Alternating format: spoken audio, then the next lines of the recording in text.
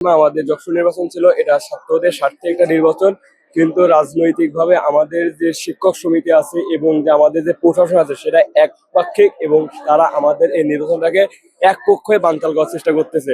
তারা সাধারণ শিক্ষার্থীদের যে একটা মনে আশা ছিল, সবাই যারা উৎসবমুখর পরিবেশে ছিল এবং সমস্ত আয়োজন করা হয়েছে, সেই আয়োজনকে তারা ব্যর্থ করে নস্যাৎ করে তারা এই রাজনৈতিক প্রোগ্রামটা বাস্তবায়ন করছে। এবং তাদের এই কাজের জন্য আজকে যে সাধারণ শিক্ষার্থীদের যে দাবি ছিল, একটা উৎসবমুখর পরিবেশ ছিল, যে সমস্ত আয়োজন করা হয়ে যাওয়ার পরেও তারা একটা তুচ্ছ কারণ দেখিয়ে তারা আমাদের নির্বাচনে বানচাল করার চেষ্টা করছে এবং বানচাল করেছেও। তারা কোনোভাবে নির্বাচনটা হবে কি হবে না সেই বিষয়ে কোনো সাড়া আমাদেরকে দিচ্ছে না। এর মানে একটাই জিনিস ক্লিয়ার, যে তারা আমাদের নির্বাচনটাকে দিতে চায় না।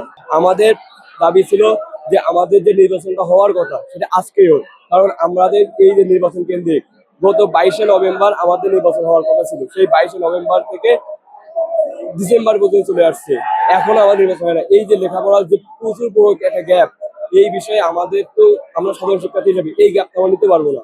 এটা তো আমাদের ক্ষেত্রে অনেক বড় একটা ইফেক্ট ফেলতেছে। এই যে নির্বাচন করে করে করে করে আমাদের লেখাপড়া অনেকটাই নষ্ট হয়ে ক্ষতির মধ্যে, এবং আমাদের স্যাররা যারা আছে তারা তো এই বিষয়ে আমাদেরকে ভ্রুক্ষেপই করছেন না।